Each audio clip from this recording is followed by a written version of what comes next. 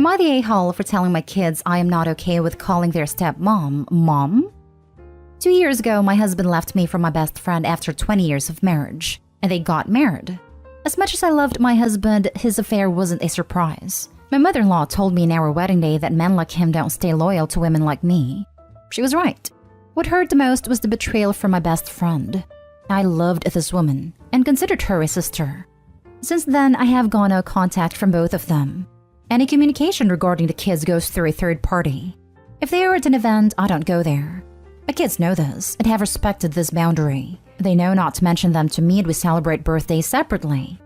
The kids are now 16 female, 17 male, 17 female, 18 female, and 21 male. Recently, when we were all at our house, 16 female asked me if I was okay with her calling her stepmom mom. She said since she will have a half-sibling soon, this will make the half-sibling not confused and part of the family. I told her that no, I am not okay with that woman being called mom, but she could call her that if she wanted to. Just because I don't like it doesn't mean she doesn't have to do it. I won't be mad at her if she calls her mom. The other kids started getting mad at her, but I shut them down. My mother-in-law called me screaming, saying I'm alienating the stepmom, and I should have told 16 female that I'm okay with it. I have an honest policy with my kids. I'm always open and honest with them. Just because I do not personally like something they do, doesn't mean I don't let them do it. For example, 17 male has a lot of piercings I personally do not like, but that doesn't mean I forbid him from having them. Now for the top comments before the little update. Not today, hole. At 16, the kid should be able to understand why you would not be okay with that. Besides, I don't see how the half-sibling would be confused if everything is explained to them like any other blended family. Sounds like someone whispered in your kid's ear about calling the mistress mom thing, because I don't think a 16-year-old would think about it on their own. I would like to say that my former best friend is better than that, but then again, she also slept with my husband after 15 years of friendship, so maybe I don't know her that well. It may not be the mistress. It could be your ex or your ex's mother, since she seems so angry about it. Your ex's mother. Possible. She loves her new daughter-in-law. No one was happier in the divorce than her, because she now finally has a daughter-in-law for her class, rather than one below it. You handled that very maturely and reasonably. Your ex-mother-in-law is just an a-hole, and don't listen to her. I think that you're being graceful in the face of great pain and sacrifice. You sound like an excellent mother. I'm sorry you're going through this. I'd suggest adding your mother-in-law to your no-contact list as well, since it looks like she's not a rational person. Can I call her mom and are you okay with me calling her mom are two very different questions. The first one, the answer can be controversial. If you had said no, then she could have argued with you. You said yes. No arguing there.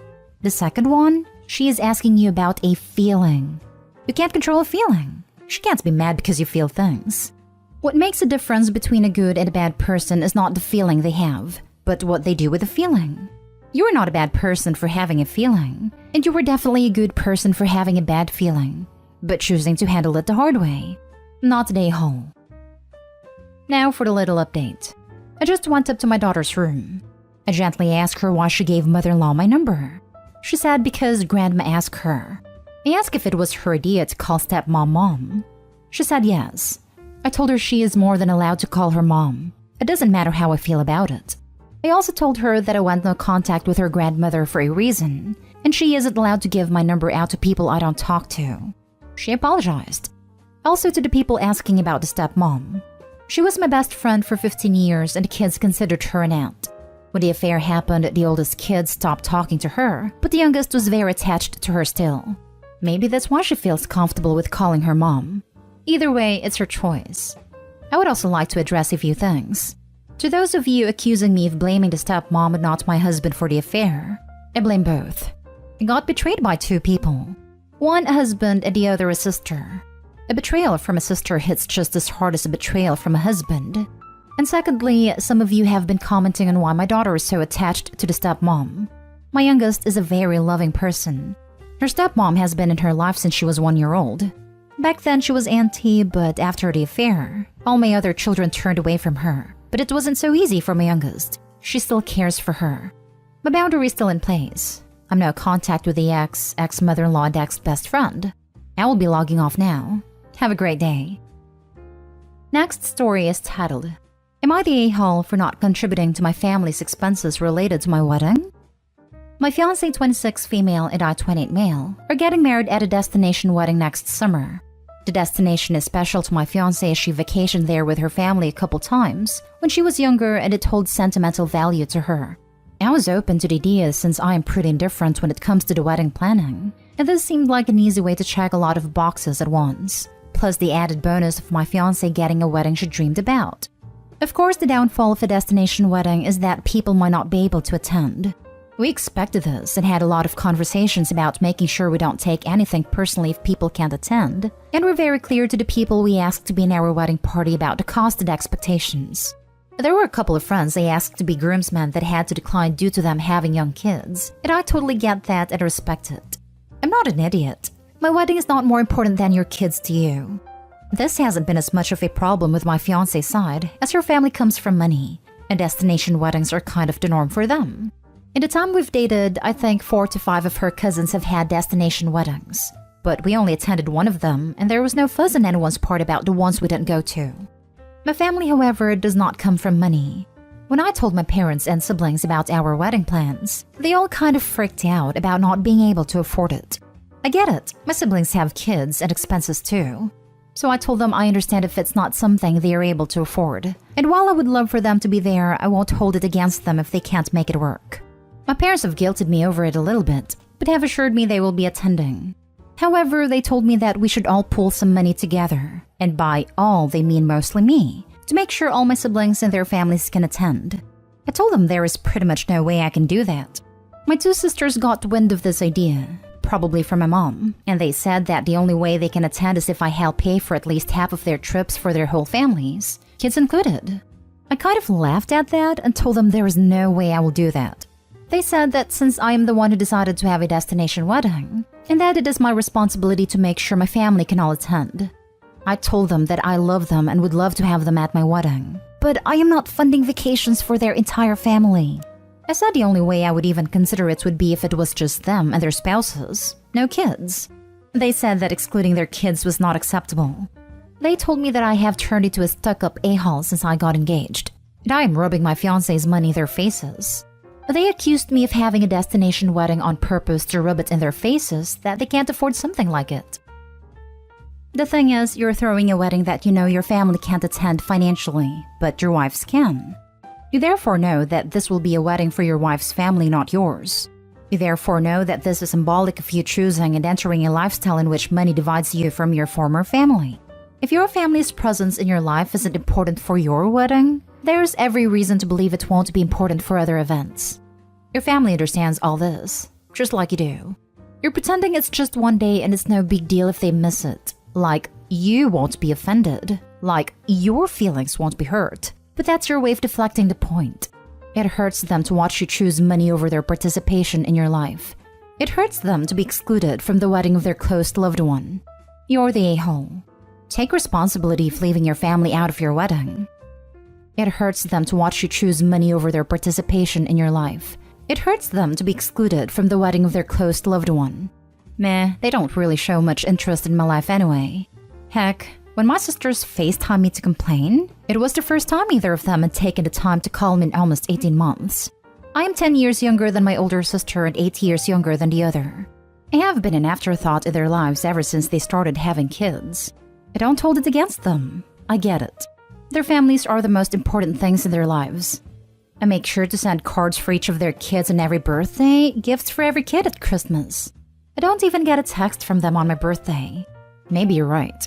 Maybe I'm kidding myself into thinking I actually want them there. And this is just my subconscious reminding me that they don't give a f about me unless they think they can get something out of it.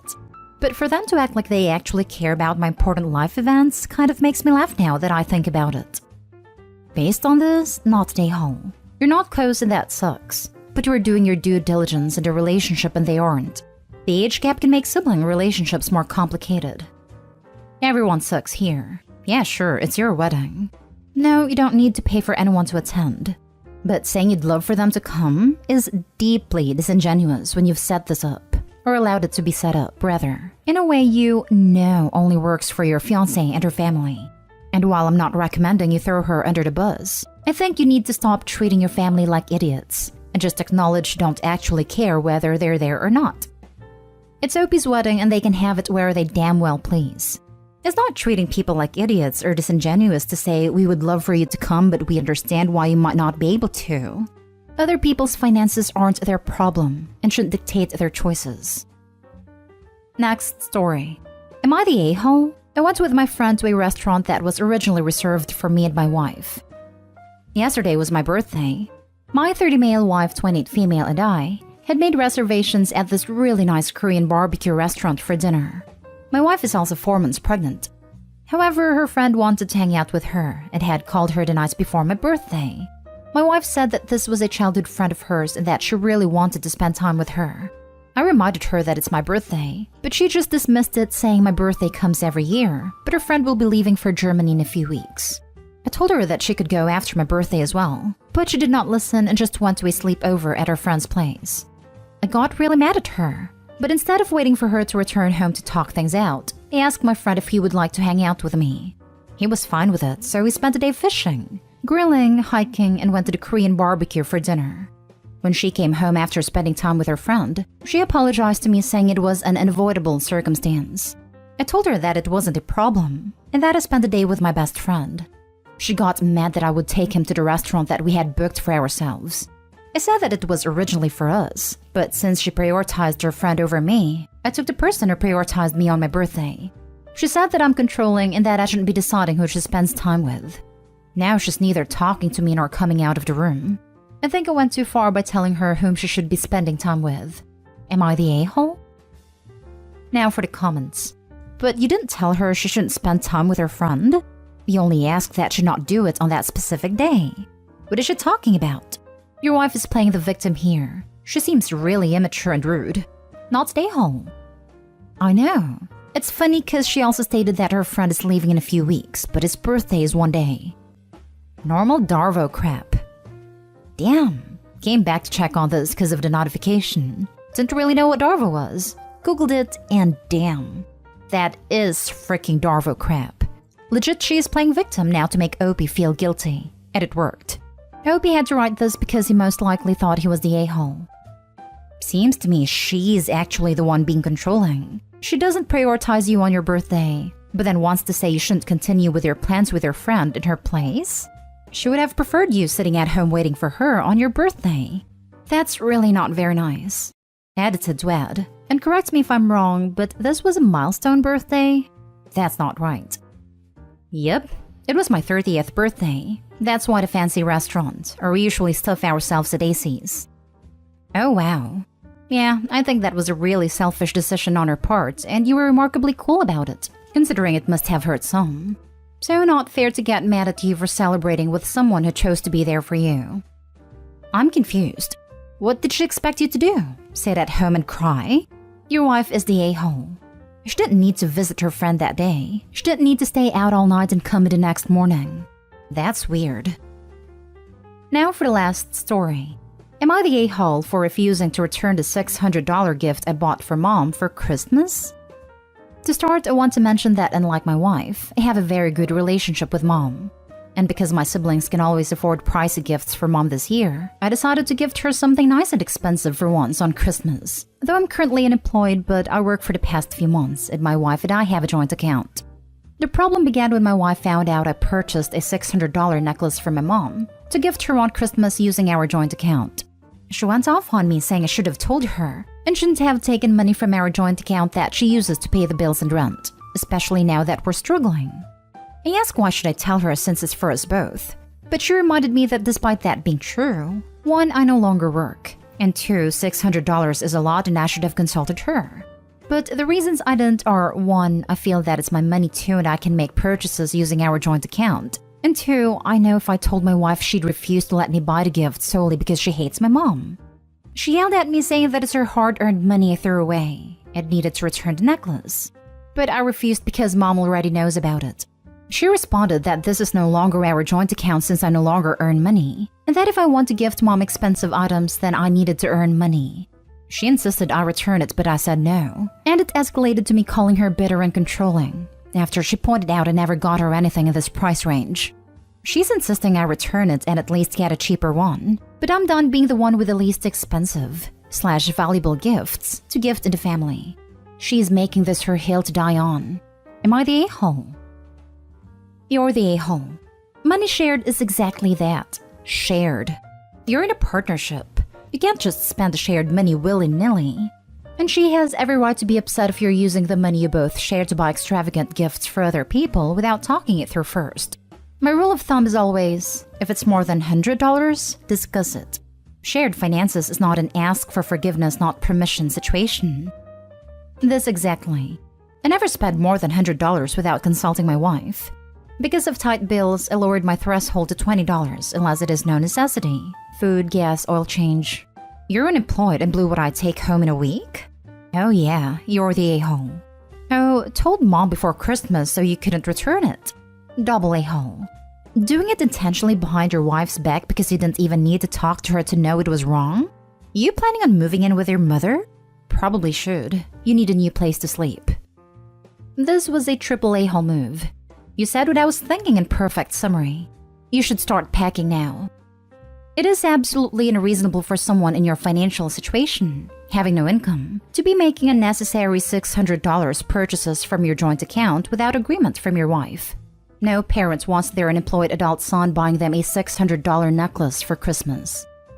He says she already knows about the necklace though, which may shed some light on why she and the wife don't get along. What sort of person finds out their unemployed son just spent $600 in jewelry? It is like, great, thanks, looking forward to it. Sounds like he and his mother deserve each other.